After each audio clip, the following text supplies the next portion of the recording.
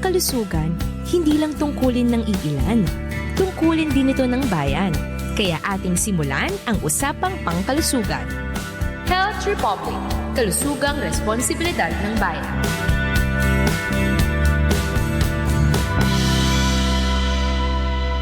Magandang araw mga kasali, nandito na naman po kami upang talakayin ang mga paksang mahalaga sa ating kalusugan. Welcome po sa ating programa, ang Health Republic. Kami po ay mapapanood at mapapakinggan ninyo tuwing una at ikatlong Martes ng buwan mula po alas 10 hanggang alas 11 ng umaga. Ako po si Cindy Navarrete at makakasama pa rin po natin ang mga eksperto mula sa National Institutes of Health UP Manila at ang proponent at mainstay host ng Health Republic, si Dr. Jinky Lu. Magandang araw po, Doc Jinky. Magandang araw sa iyo, Cindy. At tayo ay nagagalak ngayong araw na ito dahil meron na naman tayong napakagandang talakayin para sa Health Republic natin.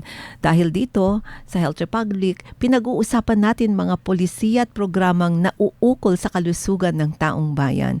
Dahil ang iyong kalusugan ay responsibilidad din ng bayan.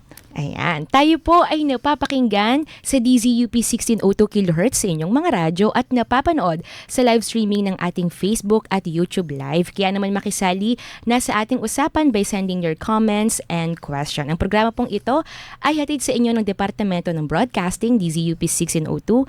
Muli kasama ang mga eksperto mula sa NIH. Ayan. Noong nakarang episode po ay tinalakay natin ang hearing impairment. Ngayong araw naman, mga kasali, ating pag-uusapan ang healthy aging o ang malusog na pagtanda. Isang mahalagang usapin po ito na nakakaapekto hindi lamang sa mga nakatatanda kundi sa lahat po ng Pilipino. Ang healthy aging po, malusog na pagtanda, ay tumutukoy sa pagkakaroon po ng mabuting kalusugan, kalayaan, seguridad at makabuluhang pamumuhay habang tayo po ay tumatanda. At para mas palalipin pa po ang talakayan na yan, nagagalak po akong ipakilala ang makakasama natin ngayong araw. Ang ating panauhin at expert specialist ngayong araw na to ay si Dr. Shelly Ann F. De La Vega, isang espesyalista sa pangangalaga ng mga nakakatanda, mga senior citizens, sa mga elderly at healthy aging. Kaya ang tawag natin sa kanya, geriatrician, kasi tinatalakay nila ang mga kalusugan na uukol sa mga nakakatanda. Yun pa ang tawag sa Pilipino, ng older persons or aging nakatatanda. Kasalukuyan siyang propesor sa University of the Philippines College of Medicine at siya ay nagtapos ng fellowship sa geriatrics sa Harvard Medical School at nakakuha siya ng Master of Science sa Clinical Epidemiology mula sa University of the Philippines, Manila. Dahil sa kanyang malawak na karanasan sa research, teaching at healthcare, patuloy siyang nagbibigay ng malaking kontribusyon sa pagpapabuti ng geriatric medicine at healthcare policies para sa mga senior citizens or older persons sa ating bansa. Magandang araw, Dr. Shelly. Magandang araw, Doc Jinky and Miss Cindy. Thank you again sa Health Republic sa inyong pag-anyaya sa akin. Ayan, magandang araw po muli, Doc Shelly. Ayan, para bigyan po ng mas malalim pa, na kaalaman ng ating mga viewers and listeners, simulan po natin ang talakayan, syempre, sa pagdami po ng bilang ng mga nakatatanda sa ating bansa, mas nagiging mahalaga pong usapin ang healthy aging at active aging. So, simulan po natin ang tanong, ano po ba yung definition ng healthy at active aging, Doc Shelly? Alright. So, ito may kodigo ako, syempre, Cindy, Oo, sabi kasi ng WHO, ang healthy aging ay ang focus ay ang maintaining functional ability that enables well-being as people age. Ang functional ability really, hindi lang naman yung wala kang sakit, nakakalakad ka mag-isa, kung hindi yung magagawa mo yung gusto mong gawin. Yun ang ibig sabihin ng functionality. Whereas ang active aging na WHO din naman, konsepto, mas nauna pa siya noon pa, ang focus niya talaga is the development of the older person. How that person can contribute to society in various ways, And how health, economics, the environment, lahat ng aspeto, how we can contribute and how they can contribute to their well-being. So yan ang tema ng active and healthy aging. Parang yung healthy na ukol siya sa kalusugan. Doc Shelly, pag-prevent din ng mga injuries, halimbawa. Pero yung active, meron siyang economic participation participation, Yes. social Social. contribution, Mm-mm. at nailalagay siya sa konteksto ng lipunan. Tama. Yun na Oh. nga. Mm-mm. Ayan. So, mahalagang naunawaan din po natin, no, paano sinusukat yung kalusugan ng mga tumatanda na po. So, paano po ba natin masasabi, Doc Shelly, na yung matatanda po ay nakatatanda po ay healthy or hindi healthy? So, syempre, Cindy, meron tayong ginagawa bilang mga doktor, di ba? Yung check-up, yung very basic na check-up. So, kaming mga geriatrician, meron kaming ginagamit na paraan. Ang tawag namin ay the Comprehensive Geriatric Assessment. So, parang ano rin siya, yung tinatanong namin anong mga sakit nila, anong mga iniinom nilang gamot, at saka physical, neurological exam namin. Nag-memory testing din kami kung kailangan mag-screen ng nutrition risk, ng kanilang mental health, kung may depression, ginagawa namin lahat yon. So sa clinic, ginagawa namin yon, and pagdating naman sa research, meron kaming mas malawak pang comprehensive geriatric assessment na 13 pages. Wow, okay. So parang ito ang sakop ng geriatric Yun. comprehensive assessment natin na itinataguyod din ng Department of Health at nangunguna na dyan si Dr. Shelly De La Vega kasi siya ang director namin sa Institute on Aging. So lahat ng bagay na nauukol sa kalusugan ng mga nakatatanda ay dumadaan sa kanyang institute. Yes, alam na alam ni Doc Jinky yan. Oo, noon pa siya ang ating katuwang sa pag-establish ng institute. Salamat, Doc Jinky. Doon sa comprehensive geriatric assessment, Doc Shelly, ano talaga yung mga tinitingnan natin doon sa mga nakatatanda para ma-assess natin yung kanilang kalusugan at kalagayan? Meron ba, kasama ba doon yung kanilang frailty? Kasama ba doon yung kanilang halimbawa communicable diseases Tama. or geriatric illnesses? Pwede bang i-explica natin para sa ating mga tagapakinig? Siyempre, syempre tinatanong din namin yung demographics, di ba? Ilang taong ka na, saan ka nakatira, ano yung natapos mo sa pag-aaral? Kasi napaka-importante ng tinapos na pag-aaral sa paano niya ma-access at maintindihan ng pagpapagaling ng sarili niya, di ba? Yung self-management niya. Nandyan din yung economics niya, saan nang kagaling kanyang pambayad, may pension ba siya. So, malawak din ang aming comprehensive geriatric assessment, Doc Jinky, beyond just the health. We also ask about what affects health, mga social determinants of health. Tinatanong namin yan sa CGA. Para Kasi- malaman mo yung oo. konteksto Yes. ng pinanggalingan ng kanilang sakit Yes. at So, karamdaman. Tama. Kasi, at saka kung kailangan ba nila ng tagapag-alaga sa kanila, o baka naman sila ang nag-aalaga ng mga apo or asawa or anak, di ba? Yung mga ganon. Pero yung pinaka-health data na hinihingi namin sa kanila ay, unang-una, ano ba yung mga naging sakit mo? Di ba? Nung nagpa-check up ka ba sa doktor, ano ba yung sinabi sa'yo na sakit mo? Yun yung self-reported illness. Tapos, tinatanong din namin sa kanila yung mga simptomas mo. Ito yung sinasabing review of systems. Kadalasan ang review of systems may time limit yan eh. Mga 3 to 6 months ago. So tatanungin namin, pamula 3 to 6 months ago, ikaw ba ay nagkaroon ng sakit ng ulo, nangayayat, di ba? Sumakit ang tiyan, namanas, yung mga ganyan, hindi makatulog, pati mental health. Sumikip ang dibdib.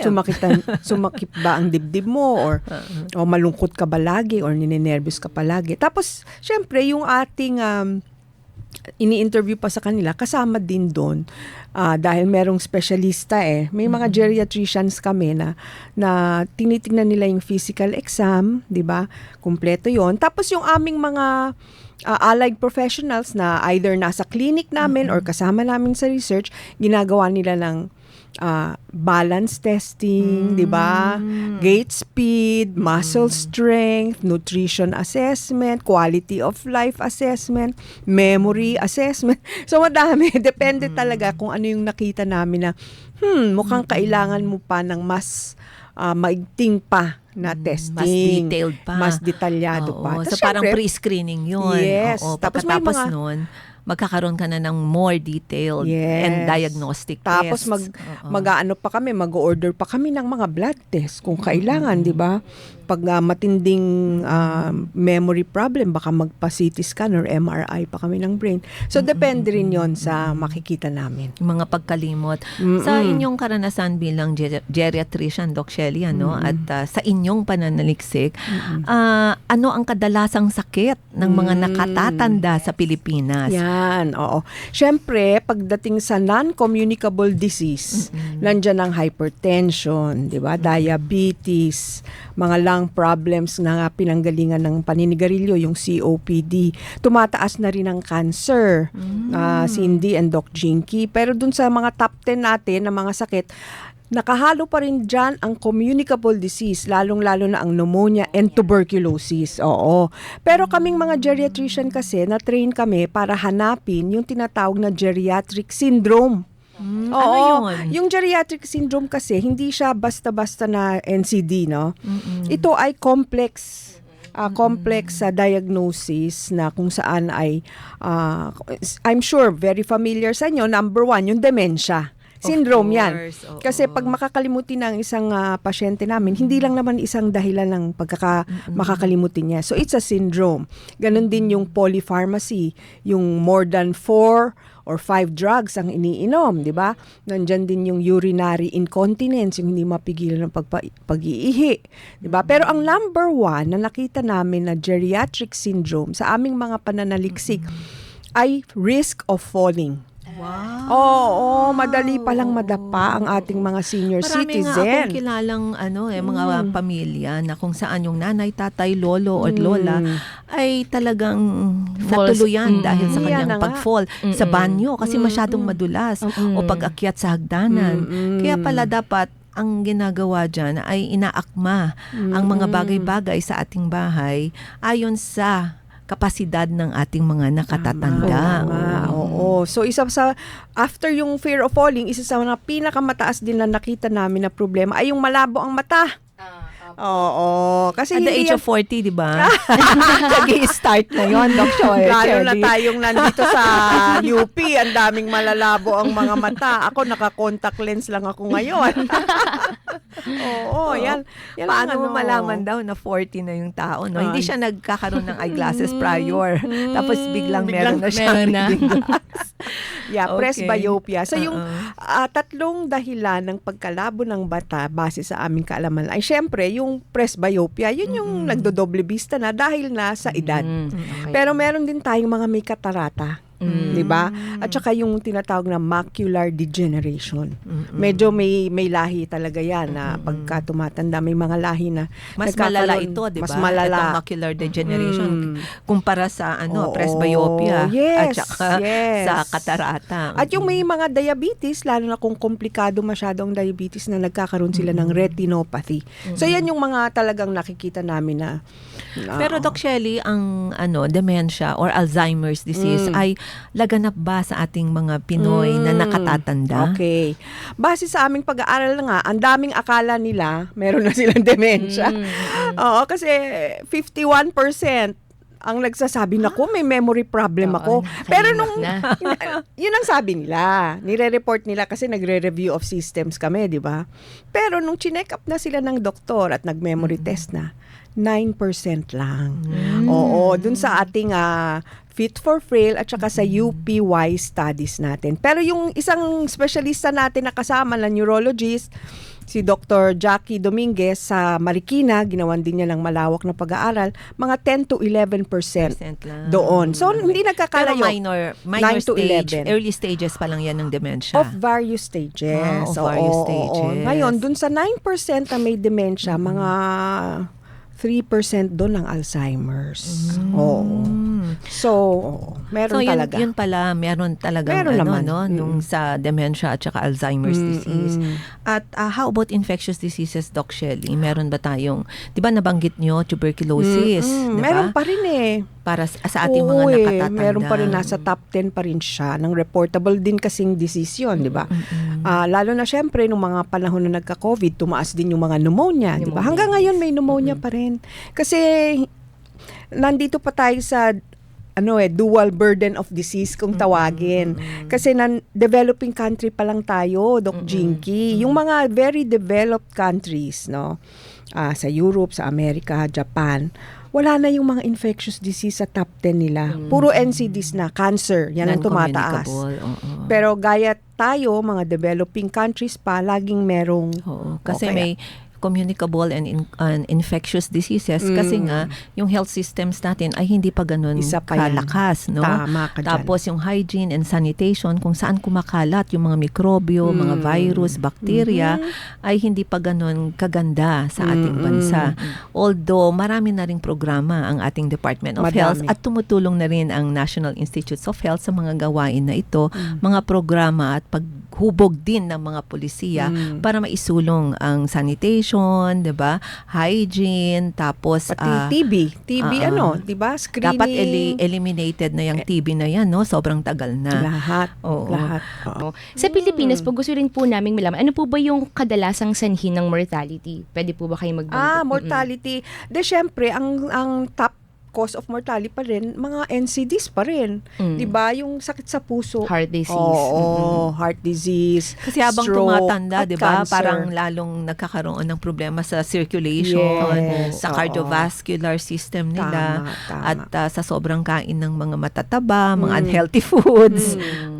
So yun pa rin ang number Yung one pa rin natin, ang Doc number one. Shelley. Nandun na. Nandun Ano na. ang implikasyon yan sa ating health systems?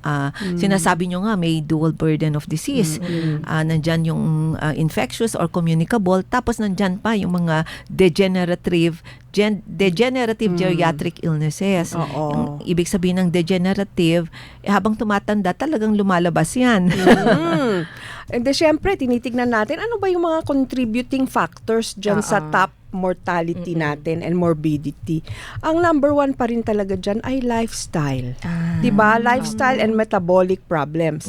So, yung sobrang katabaan, nagiging sakit na natin yon. In fact, sabi nga ng maraming dalubhasa, dapat i-consider natin ang obesity as a disease.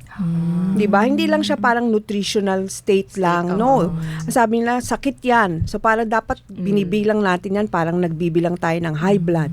Diba? Diabetes. Dapat ang obesity, binibilang na rin natin. Kasi bilang para siyang sakit. isang syndrome, ano? Yeah. Nagdudulot siya ng maraming sakit. Yes. In other words. Oo. Pero sa tingin nyo ba, Doc Shelley, ang ating nakatatanda, ayon sa inyong pananaliksik at practice as a geriatrician, ay mas may problema sa obesity o mas may problema sa kapayatan? Ayan, magandang tanong yan. Kasi Doc Jinky, syempre tinitignan din namin ang data natin at saka may mga research din kami na katuwang namin ng FNRI.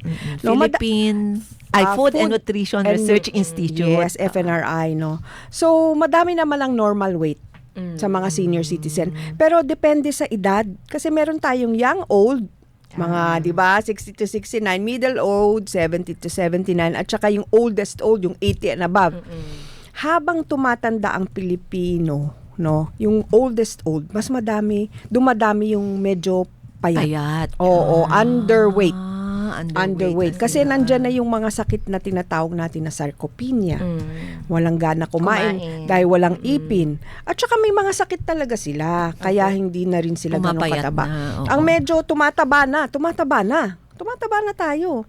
No, hindi pa naman tayo na overcome ng obesity, hindi naman beyond 50%. Pero the younger old, yan na, nag-uumpisa na ang obesity. Kaya pala pag 50 above, 60 above, medyo tumataba. Isa pa yun. Pagkatapos nun, diba, pumapayat na. Lalo So may na ang stage babae. pala yun. Oo. Kasi nga yung sarcopenia, ano yun sa Tagalog, nawawalan ka ng mass, diba? Skeletal muscle mass. Yung mga muscle mo ay lumiliit. At nawawalan ka ng lakas. Yun ang importante sa sarcopenia. Hindi lang pumapayat o lumiliit ang muscle, kundi pati yung lakas ng muscle mo sa paggawa mo, pag-akyat, pagbuhat, whatever. Pag-grip strength, minimeasure kasi din namin yun. Humihina din. Kaya prone siya sa fall. Falling. Kasi humihina na yung kanilang muscles. Ano? Yes, isa yan. At saka, syempre, hindi na nila mabalance ang sarili nila. Balance din. Oo. Isa pa yun. Oo. Iba pa yun. Oo. Tama. Sige, Doc Shelley, how about yung ating nakakatanda sa Pilipinas? Ilan na ba ang populasyon natin? Masasabi na ba natin na aging society na tayo? Kailan mo masasabi na aging society ang isang bansa? Oo nga, sabi nila na ang prediction kasi 2030 magiging aging society na tayo. Pero yung panibagong pag-aaral ng Population Commission, no, at saka UP Population Institute, mapapaaga tayo ng konti. 2 years from now, aging na tayo. 2 years? Oo, 2028? Oo, aging na tayo kasi yung ating population structure talagang mabilis nang tumatanda. The fastest growing segment of our population are those 80 and older. 80 Yun and ang- older? Oo, yun ang fastest. Ano bang life expectancy natin? Ayan na nga, isa pa yon, iba pa yon, iba pang tanong yon. Oo. So, bago mag-COVID, ang life expectancy natin on average is 70. Ah. Tapos, pagkatapos ng COVID, gumawa ng pag-aaral lang at pinablish naman nila, naging parang 66 na lang. Pero sabi naman nila dahil lang siguro ito sa COVID. Pero nung kinumpara naman natin yung life expectancy natin after COVID at the same time period compared to other Western Pacific region countries, sila naman tumataas ang life expectancy natin. Tayo lang ang katangay-tanging bumaba. Hindi ko alam kung bakit. Pero medyo tumataas na naman na ulit. Parang nako-correct na ulit. So, baka maraming dahilan yan. Pwedeng Madami. underreporting, Opo. hindi magandang Oo. datos natin, Baka- or baka naman talagang humihirap ng buhay ng Pinas. May socio-economic determinants kasi, oo, di ba? whatever it is, we think it was temporary. Temporary. Kaya Kumpara ngayon. po ba sa mga Asian countries, Doc, mas matatanda po ang Pilipinas? Or Hindi naman Medyo po? bata nga tayo. Ano po yung mga bansa? Doc? Alam mo, ang mga batang bansa, no, ay tayo na lang, Pilipinas, Laos, Cambodia. Yan na lang halos Pero syempre, dinagdagan na yata ng East Timor ba yun? At Timor-Leste, nadagdag na sa ASEAN So medyo bata din na yan. society. So, ibig sabihin, Oo. ang ating mundo, habang tumatanda na rin ang mga bansa.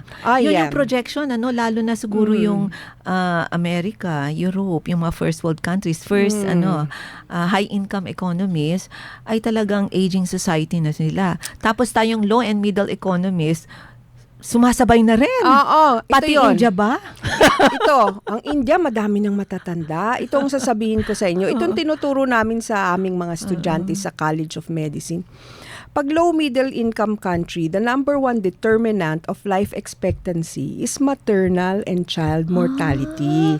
So hanggat mataas at madami ang namamatay na nanganganak na babae at mga below mga infants, talagang ang life expectancy ay medyo mababa, 'di ba? Oo. Tapos yung sa developed countries naman, kaya parang mataas ang life expectancy nila kasi yung mga middle and upper age groups, nabubuhay sila ng mas matagal dahil sa healthcare. Oo. So ganun 'yon. Kasi nandyan na yung health systems na napakaganda. Pero anong Oo. nangyari sa atin, Doc Jinky? Bumaba na rin ang ating fertility rate. Yun yung ilan ba ang... Ayaw ng manganak ng 5 o 6. Ayaw Gusto ng mga isa o 2 lang. Kaya nga, nung araw kasi, bago ang COVID, ang ating fertility rate ay nasa 2. No? Tapos bumaba na siya sa 1.9.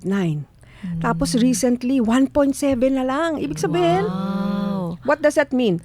We are below replacement. Yes, kasi 'di ba Below yung replacement. husband or wife or magpartner, Apo. dalawa 'yun. Tapos ang nagre-replace 1.7. O talagang hindi na tayo makahabol, magiging aging society Yes, na hindi tayo. na tayo makakahabol. Yun ang So ibig yan ang sabihin. trend sa buong mundo. Yes.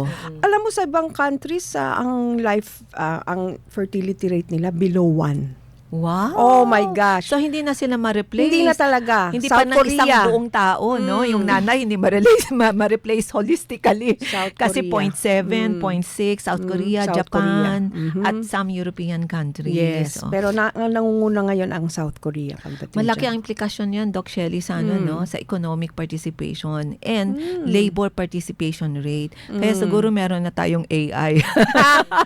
Oo. Magre-replace ng human Oo. labor, ano? Pero maganda pa rin ang demography natin kasi pag tinignan mo yung population structure natin. So, aging society tayo. No doubt about that. We will be starting to age.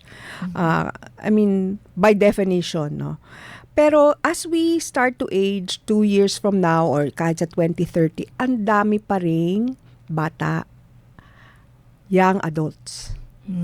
Oo, madami pa rin. Ano ba ang definition ng aging society? Kasi meron Oo. tayong 3 types yan, ano? Cindy, ano yung mga yon?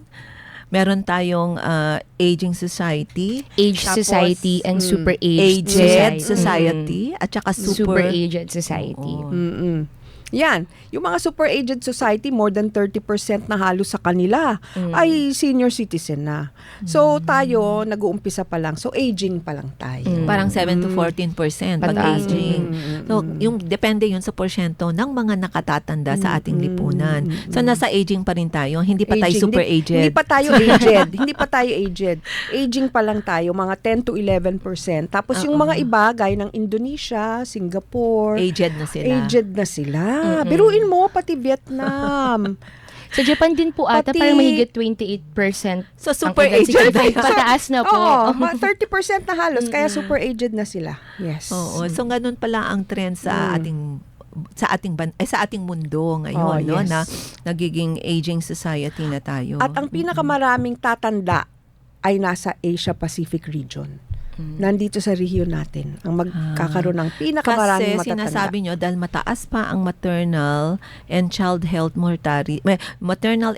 mortality, and at the same time bumababa ang fertility rate. Oo. bumababa na talaga. Oo. Kaya ganun ang ating trend. Okay, Doc Shelly, marami tayong pinag-usapan at nagagalak tayo na malaman na aging society na pala ang Pilipinas. Ayan, sobrang dami na po nating na-discuss. Pero for now po, bibitinin muna natin ang ating pong mga viewers and listeners. Sa ating pong pagbabalik ay ipagpapatuloy po natin ang talakayan. Kasama pa rin po si Dr. Shelly Ann de la Vega, Director ng Institute on Aging mula po sa NIH UP Manila. Manatili po sa pakikinig at panonood sa ating programa kung saan ang kalusugan mo, ang kalusugan nating lahat ay responsibilidad ng bayan sa DZUP 1602. Kasali Kasama. ka. Halika na makinig sa DZUP 1602. Tayo na makinig sa DZUP 1602. Ikaw ako, tayo sa DZUP 1602. Kasali ka. Oh, ano nangyari? Sabi na huwag mong galawin eh. Sorry po. Halika nga dito, bata. Pero bakit po bawal? Huwag ka na nga sumagot-sagot. Dito sabi eh.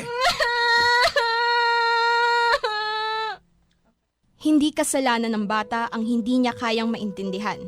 Kausapin ng mga bata, huwag saktan. Isang paalala mula sa DZUP 1602, kasali ka. Ate, halika dito, bilis! Ano ba yun, Nikki? Nag-share si Tito ng link. Ang sabi alien daw si Jose Rizal. Ay, di ba sabi ko sa'yo dati, huwag ka basta-basta maniniwala sa mga nababasa mo online? Huwag basta-basta maniniwala sa lahat na nakikita, sa loob man o sa labas ng social media. Kumilatis, umunawa, pumuna. Isang paalala mula sa DZUP 1602, kasali ka. Health Republic, kalusugang responsibilidad ng bayan.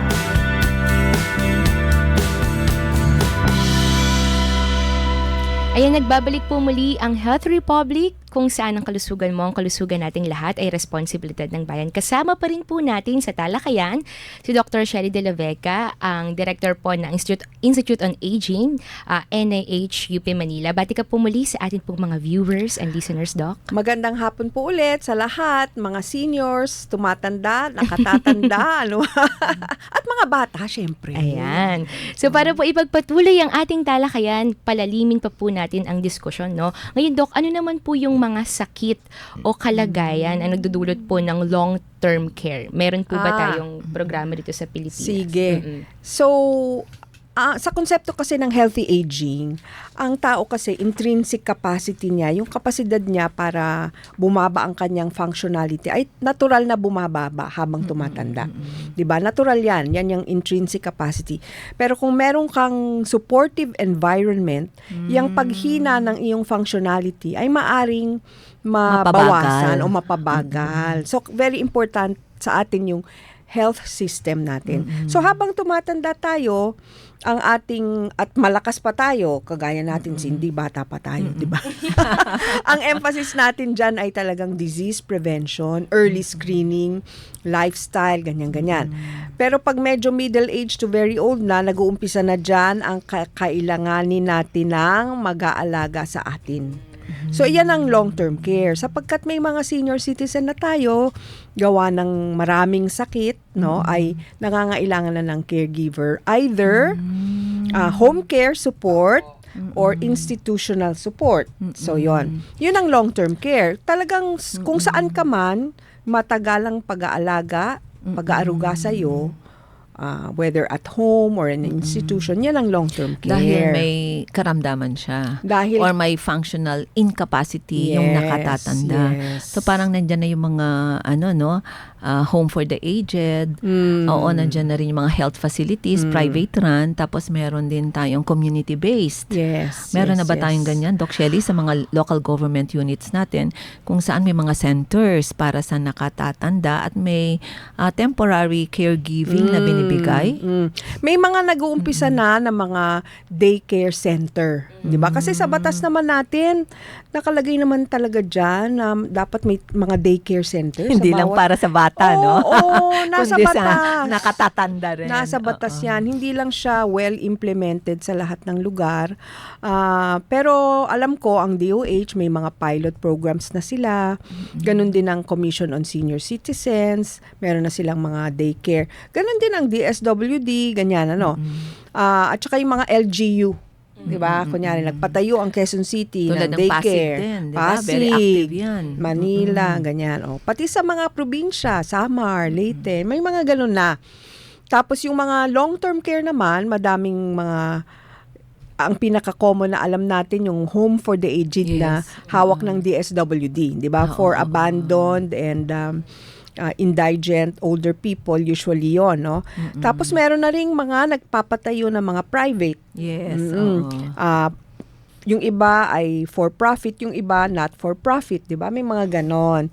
So, dumadami na. Parang kawang gawa. Sa Estados Unidos kasi, di ba, ang daming Pinoy na pumupunta doon as caregivers. Yes. Pati na rin sa mayayamang ASEAN countries, marami tayong mga kabataan na nagpupunta doon para maging caregiver. Kaya lang dito sa bansa natin, parang hindi pa siya masyadong institutionalized. Well, meron ng training ang TESDA, di ba? Ang TESDA may training na sila sa caregiving, tapos nadadagdagan na ng mga kaalaman sa training nila na sumasakwal, ano ang tawag doon?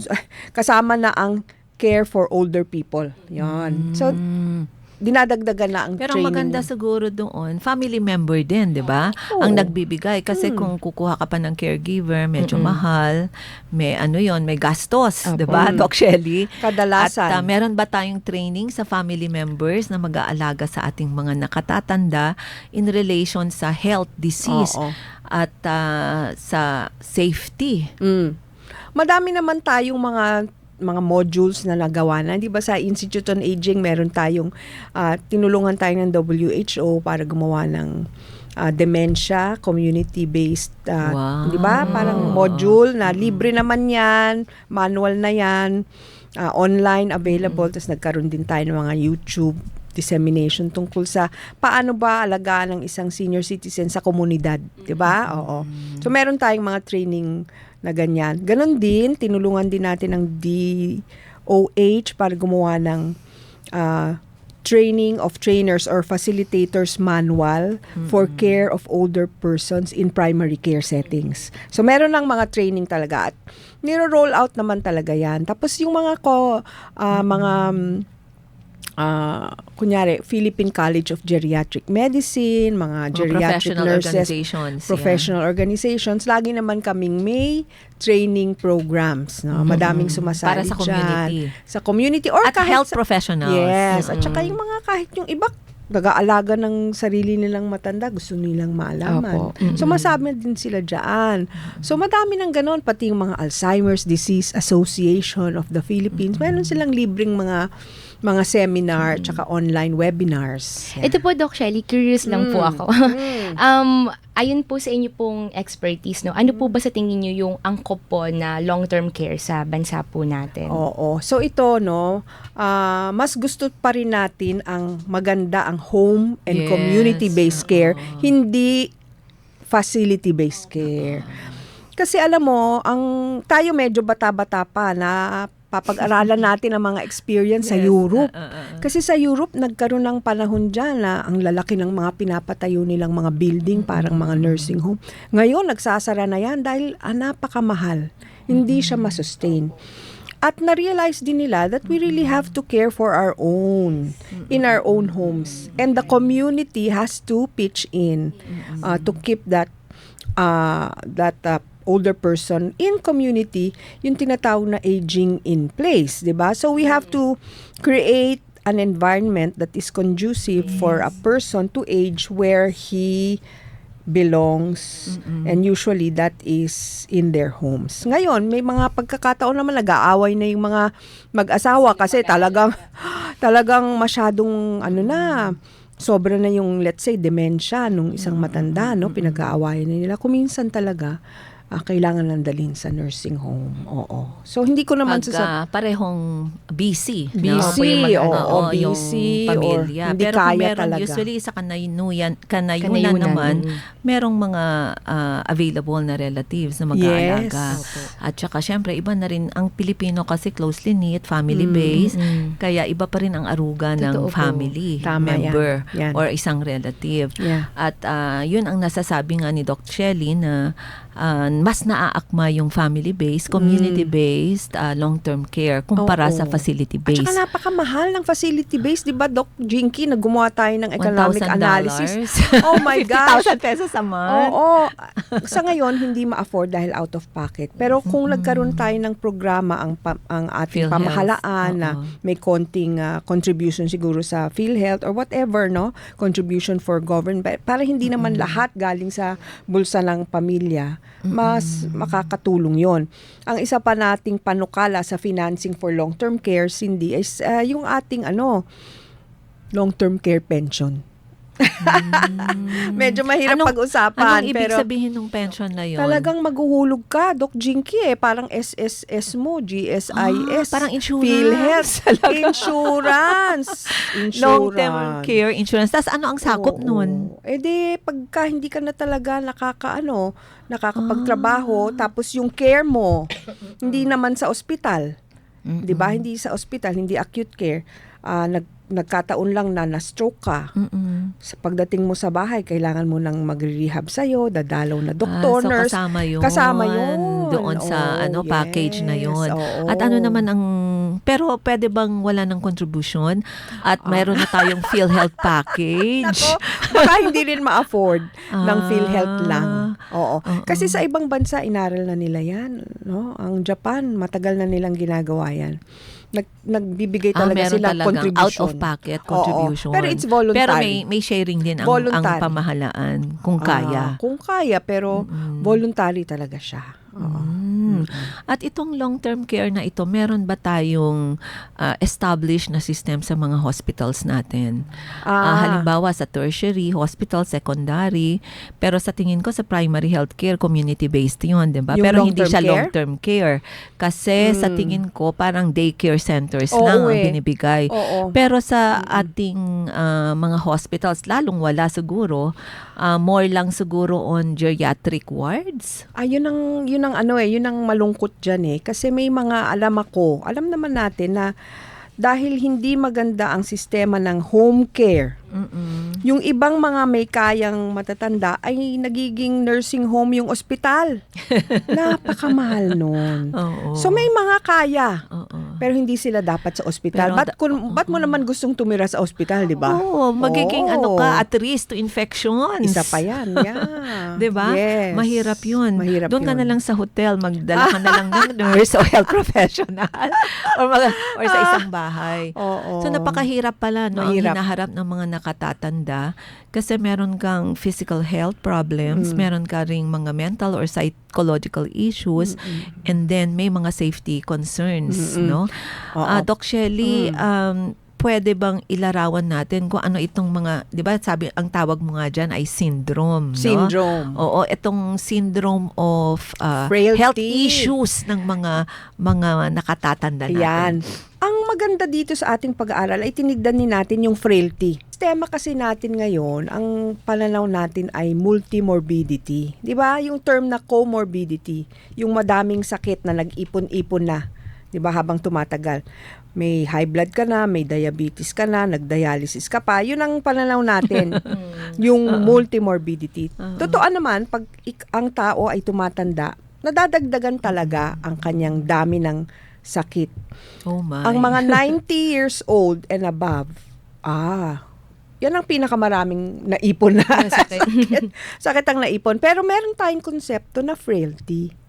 Yung frailty naman, ito yung kahinaan at karupukan, not necessarily dahil sa madami siyang sakit. Meron pang ibang nangyari. Pero there is a way of understanding frailty based on, for example, some criteria like unexplained weight loss. Weakness, inability to walk a certain distance o hindi makaakyat ng ng hagdanan, ganyan. Yun ang frailty. Kasi ang nakita namin ay pag ikaw pala ay frail, madali ka rin magkasakit at mamatay agad. Not necessarily because madami kang naipon na disease. Gaya Pero ng- dahil Oo, frail. dahil frail ka. Kasi mahina siguro Related. yung mahina na ang resistensya mo. Ang immune system mo ay bumababa na, hindi malabanan yung mga sakit. Pwede. Tapos natumba ka pa, nabali yung mga buto mo, Yeah. 'di ba? At hindi ka na hindi ka na makagalaw, 'di ba? So lumala yung hypertension mo, yung obesity mo. So yung frailty is related to multimorbidity, but it does not always follow na kung meron kang isa ay ikaw ay meron na rin ng isa. So dun sa aming pag-aaral tungkol sa frailty, konti lang pala, 16 sa mga natapos na namin na mga barangay, na 4 na barangay NCR, sa may Cebu, Davao, at saka Los Baños. Ang range ng frailty namin is between 11 to 25%. Tapos yung katatapos lang namin dito sa Ilocos Sur at saka sa Bulacan, 5 to 11%. Ang pinakakonting frail, 5% lang ang frail, ay yung barangay na pinuntahan namin sa Ilocos Sur. Kasi masisipag daw mga Ilocano, Yun na nga. 'di ba? Yun ang kailangan natin alamin. Housework, backyard gardening, farming, at iba pa. Kasi meron kami nakitang pasyente doon na sobrang kuba na siya dahil sa kanyang osteoporosis. Pero napakasipag pa rin niya, nagtatanim pa rin siya, naglilinis siya ng bahay niya. Hindi siya frail. Pre-frail. Pre-frail pa Pre-frail, na. pero hindi siya frail. Nakakatuwa yung ganun. Pero paano natin maiwasan ang frailty, Doc Shelly, para sa ating mga tagapakinig na medyo matatanda na? Ayan, yung pinakamaganda pa rin yung mga lifestyle, 'di ba? Talagang a lifetime. Kasi ang healthy aging life course perspective yan, Cindy, Doc Jinky. Dapat bata ka pa lang, tinutuloy mo na yung mahusay na pag-aalaga sa sarili mo, tamang pagkain, hindi ka maninigarilyo, konti lang ang alak, mag-exercise ka, mag-aaral ka mabuti, di ba? Mga ganyan. Para maabot ng 90 years old. At saka yung health system pa rin. Health systems. Kailangan maganda ang Support. binibigay na healthcare service para sa iyo. At yan naman talaga ang goals ng ating universal healthcare. Kaya meron tayong PhilHealth package. Oo. At isa At pa. sana, dahil nga aging society tayo, Doc Shelly, magkaroon na sana tayong specific PhilHealth package para sa mga nakatatanda. Meron na ba tayo niyan? Meron nang pinag-uusapan ang DOH na yakap. Diba? Yung yakap program ng DOH, meron siya. Para sa lahat naman ito yung meron kang libreng check-up sa particular once a year at least, no? Tapos meron kang pondo, kasama dun ang iyong blood test, at saka mga libreng gamot. Pero ang aming hinihiling sana, na katuwang naman natin ng DOH dito, ay dun sa yakap program, pag 60 years old na, ay magkaroon na ng geriatric screening. Yung short screening lang. 10-minute screen ang tawag namin doon. Kasi doon hahanapin yung geriatric syndrome, kung meron ka bang problema sa memory. Para libre sana yung assessment na yon, hindi na siya out of pocket. Yan na nga. Oo. Yung screening pa lang yan. Ngayon, kung kunyari, dun sa screening questions mo ay ikay nangayayat, makakalimutin, hindi makapagpigil sa pag-ihi, nade-depress, malabo ang mata, ganyan. Yung positive doon ay marirefer na sa higher level of Specialist, care. Oo. Not necessarily a geriatrician, but someone who is trained now to do a more comprehensive assessment para talagang magawa ng paraan. Parang ano siya, no, Oo. preventive siya. Early screening Yes. is a form of preventive health. Tama. Kasi pag maaga mong natuklasan yan, pwede mong bigyan ng maagap na kalunasan. Okay. Ang nakalimutan ko pala, Doc Jinky, ay social isolation. Number 1 din na risk Uso pa ba yan sa factor. Pilipinas? Kasi di ba Oo. very sociable tayo. Hindi. Paglabas mo lang dyan sa barangay, makakausap sayawan ka na. Oo. Pati lahat ng mga Oo. klaseng beats, kaya din ng mga nakatatanda. Pero may mga tao pa rin na mapag-isa. Sa mga mayayaman Oo. siguro yan. Hindi, kahit dito, meron talagang ayaw lumabas ng bahay, ayaw makihal. Kasi mas Isolated. mataas ang risk nila for, di ba, heart disease and mortality pag socially isolated At saka sila. yung mental distress, psychological Yeah. issues, mga ganyan. Oo, yung nawala na ng, anong tawag dito? Matinong. Purpose. Sense Purpose sa in buhay, life. yes. Yan.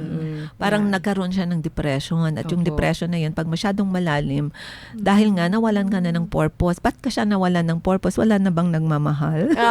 Maaari, di ba? Oo. Oo, maaari nating check-upin sila. Siguro maganda rin pong pag-usapan na, no, since patapos na rin po tayo sa ating segment. Doc Shelly, ano-ano po ba yung mga primary life-giving forces para po sa malusog na pagtanda? Alright. Pag sinabi mo ang primary life-giving forces, ito ba yung parang psychological? Ganyan ba yan? Or, kasi Lahat nabanggit ko siguro, na. Doc Shelly, ano, yung Oo. meron kang, di ba nabanggit nyo na Life yung healthcare course. system. Life course. Yung life course Life mo. course perspective. Tapos, ano naman yung intergenerational solidarity? Kasama ba yan? Kasama yan, oh, kasi yung social isolation, 'di ba? Yung social determinants of health natin, napaka-importante na ang ating matatanda ay ginagalang. Opo. 'Di ba? Walang ageism sana, 'di ba, sa society natin, 'di ba? Ano bang ageism, Doc Shelly, para sa tagapangkinig Oo, natin? ang ageism kasi yung nagkakaroon ng negatibo na pananaw tungkol sa isang tao dahil lang sa edad niya.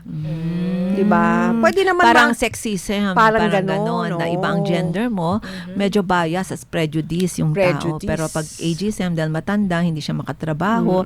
Dahil matanda, hindi na siya pwedeng mag-socialize. Dahil matanda, hindi ka na pwedeng umakyat ng LRT, MRT, mag-shopping, Or, ganon. Jinky, hindi na sila bibigyan ng trabaho dahil matanda na. Di ba? Dahil ang okay. tanda na, Parang hindi na sila capable. Oo, Pero ako, parang gusto ko, ganon. ayaw ko na rin magtrabaho. Nakakapagod, di ba?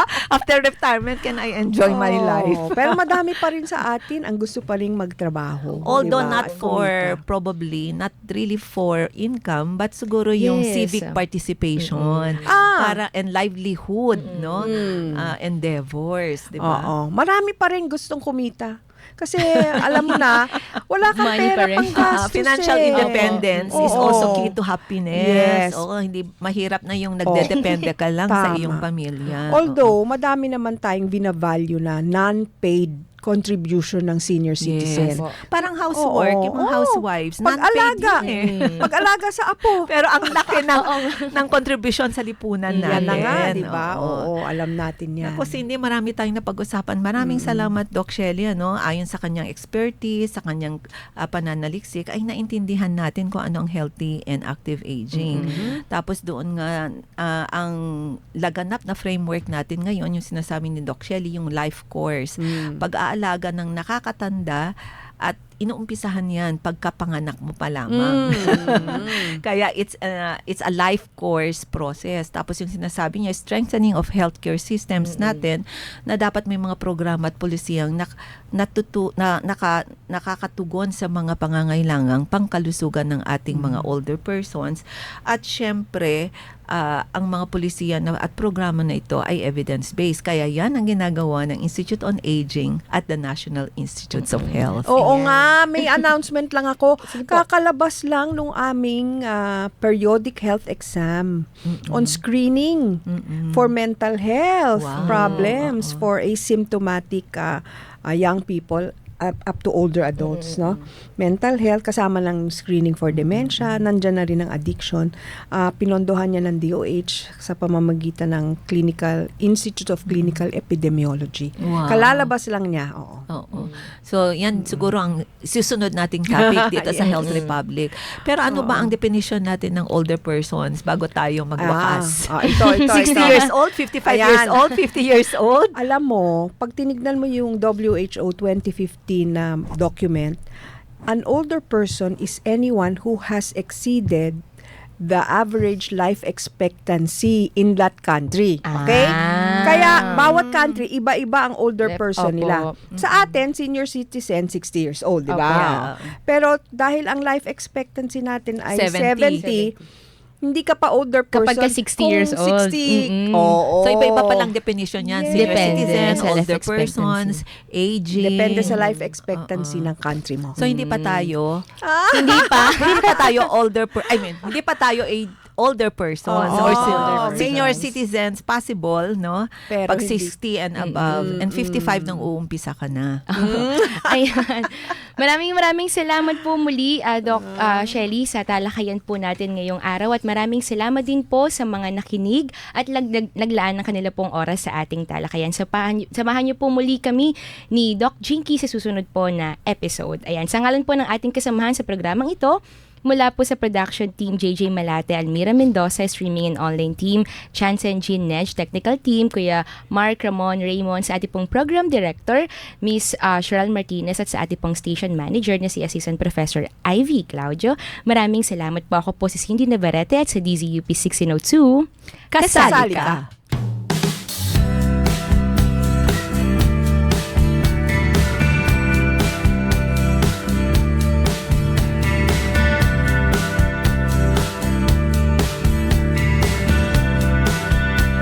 Health Republic.